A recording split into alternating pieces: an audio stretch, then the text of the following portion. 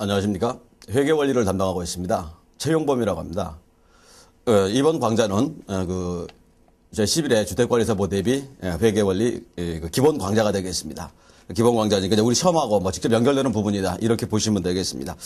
미리 말씀드리고 싶은 거는, 본 강좌에 들어가기 위해서 우리가 기초 과정을 별도로 준비해 놓은 게 있습니다. 그래서 본 강좌에 들어오시기 전에 기초 과정을 미리 한번, 요렇게 보시는 것이 본 강좌를 시작을 조금 쉽게 가는 것이다. 이렇게 염두하시고, 만일에 기초 강좌를 아직 보지 않으신 분이거나 아니면은 회계원리를 처음 하시는 분들 마찬가지입니다만은 보지 않으신 분은 거기를 완전히 조금 우리가 조금 그 내용을 알아들을 수 있을 정도로 이렇게 보고서 본 강좌를 보시는 것이 이것이 좀 더 효율적이다. 이렇게 염두하시면 되겠습니다. 본 강좌는 말씀드린 기초 강좌하고 조금 중복되는 부분이 있습니다. 특히 본 강좌에 앞 단원들은 기초 과정의 과정하고 동일한 과정이니까 거기를 꼭 보시고 여기를 하셨으면은 이런 생각입니다. 그래서 그거를 염두하시고요.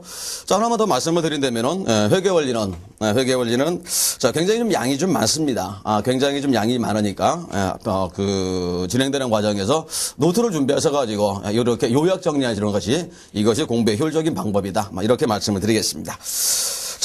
그리고 우리 교재로 본다면은, 맨 처음에 지금 보신다면은, 2페이지부터 시작이 되는데, 상황에 따라서는 교재 순서를 조금 변경될 수도 있습니다. 그러니까, 우리가 공부하는 과정에 이게 더 효율적이다. 이렇다면은 조금 왔다 갔다 할 수도 있다. 그거는 조금 염두하시고요.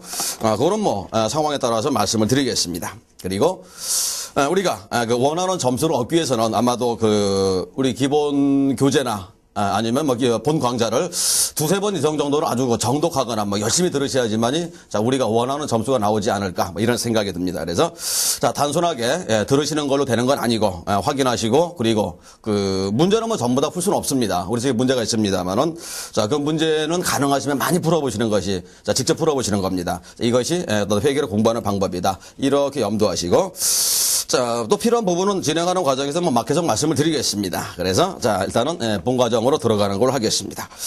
우리 교재로 보신다면은 먼저 3페이지부터 시작이 됩니다. 3페이지 보신다면은 물론 2페이지에도 내용이 있긴 있습니다. 근데 그거는 우리가 무시해도 상관이 없는 부분인 거니까 3페이지 보시면은 우리가 배우는 회계입니다. 회계란 도대체 무엇이냐 여기서부터 시작이 되는데 요 부분도 이 부분도 기초 과정에 사실은 말씀을 드린 부분입니다. 말씀을 드린 부분인데 다시 한번 똑같은 내용이 중복이 되겠습니다만은 다시 한번 우리가 회계가 뭔가 이걸 한번 확인하고 그리고 이렇게 이어서 말씀을 드린 걸 하겠습니다. 그래서 회계가 무엇이냐 이렇게 좀 시작이 되는데 우리 교재를 보신다면은 3페이지 회계란 무엇인가 돼 있고 그리고 그 밑에 보시면은 회계가 뭐다 쭉 써 있습니다. 한 3줄, 4줄 정도 써 있는데 우린 요렇게 얘기한 것 같아요. 기초 과정을 다시 한번 확인한다면은 회계가 이렇게 했습니다. 우리는.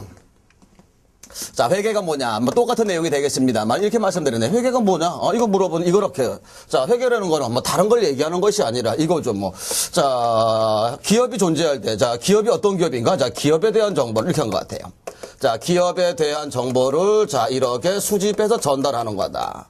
이렇게 말씀을 드린 것 같습니다. 그러니까, 기본 과정이나, 기초 과정이나 시작은 똑같습니다. 시작은 똑같은 부분인 거니까, 만일에, 기초 과정을 보셨다면은 조금 중복은 될 겁니다. 중복은 되지만은, 그래도 기본 과정이니까 다시 한번 확인하자, 복습하자, 이렇게 보시면 되겠는데, 그래서, 회계라는 거는, 뭐라고 말씀을 드렸냐면은, 기업이 존재해야지만 회계가 존재한다. 이렇게 말씀을 드렸다고 그래서, 회계라는 거는, 아직은 뭔지 모르겠습니다만은, 회계라는 거는 뭐냐, 이렇게 말씀드린 것 같아요. 먼저 이렇게 기업이 존재하게 되면은, 이렇게 말씀드렸어요. 기업 뒤에 이렇게 회계가 존재하는 것이고, 그리고 이 회계 뒤에 이렇게 말씀드렸습니다. 정보 이용자가 존재한다. 이렇게. 그래서, 일단 회계가 뭐냐. 이거를 우리 염두에 내면은, 요 틀을, 어떤 형태를, 이거를 보시는 것이 도움이 되지 않을까. 이런 생각이 드는데. 그래서, 이렇게 우리 한번 본다면 회계는, 기업이 존재하니까, 이 기업에 대해서, 이 기업이 어떤 기업인가, 기업에 대한 정보를 수집한다. 이렇게 말씀을 드렸고, 그리고, 어떤 기업인가 정보를 수집해가지고, 그 수집된 정보를 여기다가 전달하는 거다. 이렇게 말씀을 드렸어요. 그래서, 회계가 뭐냐 물어본다면 회계는 기업에 대한 정보를 수집 전달하는 거다. 이렇게 보자는 얘기죠. 그러면 우리가 본다면은 회계라는 것이 기업에 대한 정보를 수집한다는데 도대체 회계가 기업에 대해서 어떤 정보를 수집하는 거냐 한번 확인한 이거죠. 예. 그럼 먼저 회계가 기업에 대해서 정보를 수집하는데 어떤 정보냐 물어보면 이런 정보라고 그랬습니다. 자, 회계가 수집하는 정보는 어찌 본다면은 자, 이 기업의 재산이 얼마나 있느냐, 이 기업이 자 10년이고 100년이고 유지될 만큼 자 재산이 많이 있느냐, 아니면 내일 당장 망할 만큼 가난한 기업이냐, 이걸 알기 위해서 회계는 이 기업을 대상으로 먼저 이거를 따지는 거죠. 기업의 재무 상태가 어떤가? 물론 재무 상태라는 거는 기업이 자 재산이 얼마나 있는지 이걸 알아보는 거죠. 그래서 자 기업의 재산 상태다 이렇게 보셔도 되겠고, 자 이어서 회계가 자 기업에 대해서 이것만 따지는 것이 아니라 이것도 따진다는 얘기입니다. 어떤 거냐 이거라고 그랬지 뭐. 자 경영 성과도 따진다. 그러면 자 우리가 재무 상태라는 거는 기업의 재산 상태를 얘기하는 거고, 경영 성과라는 건 기업의 이익 상태를 얘기한다. 그러니까 뭐냐, 이 기업이 돈을 잘 버느냐 못 버느냐, 얼마나 버느냐, 10억 벌어 100억 벌어 이걸 얘기하는 거니까 이익 상태를 얘기한다. 그 다음에 또 뭐냐면 이것도 있습니다. 자 기업의 현금 상태도 알아본다 이렇게 말씀드린 거죠. 그래서 자 재산이 얼마인가 알아봤고 이익이 얼마인가 알아봤고, 그 다음에 자 뭐냐 이익까지 알아봤으니까 그러면 현금은 좀 가지고 있느냐, 돈은 좀 있어, 이걸 알아본다는 얘기죠. 그래서 이것도 알아본다. 또 뭐냐 이것도 있었죠. 이익의 사용 내역이 어딘가 이것도 알아본다. 이익이 났으면 요 이익을 어디다 썼어, 사용 용도가 어디야, 이렇게 알아본다. 그래서 회계가 하는 일은 1차적으로 자 기업에 대해서 이런 정보죠. 자 재산이 얼마야, 자 이익이 얼마야, 그 다음에 현금이 얼마야, 이익은 어디다가 얼마 써서 이런 정보를 뽑아가지고 여기다가 전달한다. 여기다가 자 누구냐, 구체로 이거죠. 외부 정보 이용자죠. 이렇게 자 외부 정보 이용자다. 그래서 이 정보를 여기다가 이렇게 제공한다 이렇게 말씀을 드린 것 같고, 또 하나가 뭐였었냐면은 회계가 이런 정보만 뽑아내는 것이 아니라 이것도 있다고 했습니다. 자 회사를 운영하는데 자 기업을 운영하는데 필요한 자료가 뭐가 있느냐 이거죠. 이렇게 자 필요한 자료를 수집해서 이것도 제공한다. 자 이 제공되면 요거죠. 내부 정보 이용자다. 그래서 자 우리가 본다면은 자 회계가 하는 일은 기업에 대해서 정보를 뽑아낸다. 정보를 뽑아내 가지고 그 정보를 자 정보 이용자한테 전달하는 건데, 정보 이용자에는 자 이런 사람도 있고, 그 다음에 이런 사람도 있다. 요렇게 봤는데, 자, 외부 정보 이용자다. 어떤 사람들이냐? 이거 했었죠. 자, 이거는 금전 관계가 있는 사람들이다. 자, 그러니까, 자, 조금 아무래도 우리가 기초과정에서 한번 얘기를 했기 때문에 자꾸만 좀 연관이 되는데, 자, 외부정보 이용자는 기업하고 현금을 주고받는 관계에 있는 사람들. 그래서, 자, 대표적으로 누가 있었느냐? 이 사람들이었죠. 자, 주주라든지, 아니면 채권자라든지, 자, 채권자는 금융기관을 얘기하는 거죠. 아니면 총업원이라든지, 자, 이런 사람들이죠. 자, 그리고 뭐 세무사, 이렇게. 그래서, 자, 굉장히 많은 사람들이 포진되어 있다. 이렇게 말씀을 드렸고, 자, 내부정보 이용자는 누구냐? 물어본다면은, 자, 내부정보 이용자는 자, 회사를 경영하는 사람입니다. 그러니까 회사의 경영자죠. 자, 책임자다. 그러니까 누구냐? 쉽게 얘기하면 사장님이죠, 사장님.